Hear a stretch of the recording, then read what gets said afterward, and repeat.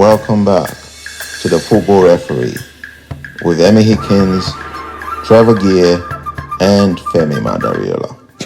Bournemouth were winning, and then Manchester United equalised, I think, with about 10 or 11 minutes to go. So it was then 3-3, and then Manchester United scored again towards the end of the 90 minutes, didn't they? So it looked, for all intents and purposes, Man U had, regained their lead in the game, and were going to win 4-3.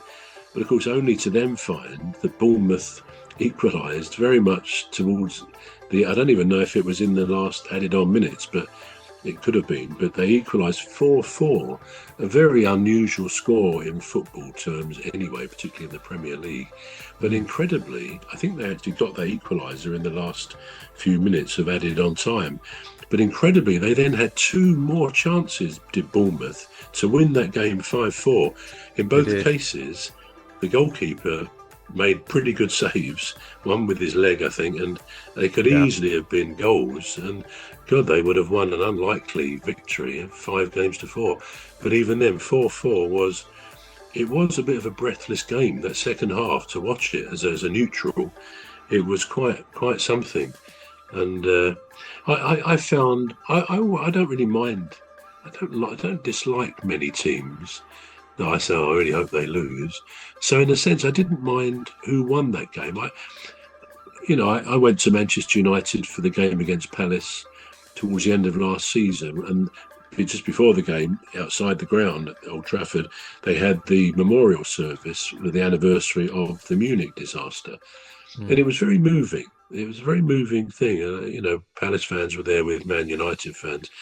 And I think I've always had a soft spot for Manchester United for whatever reasons. I think because one of my brothers, he's always been a Manchester United fan, and they say that Manchester United fans, usually spread well around the country, which they are, and of course abroad as well.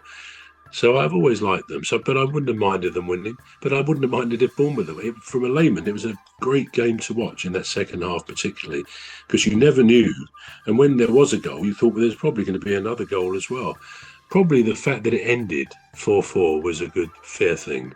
I think if either of those teams had won what turned out to be a great game to watch, it would have been a shame for that team. As it was, they both have gone away probably with a sense of worth, because Man U could have thought, God, they could have won 5-4 at the end, but for the goalie. And Bournemouth could have thought, all this way, a long journey back to Bournemouth, if they weren't staying over. And great game to watch. And I'm not sure I'd say it was the greatest game in the Premier League, if that's what he said, but it was good from the neutral observer.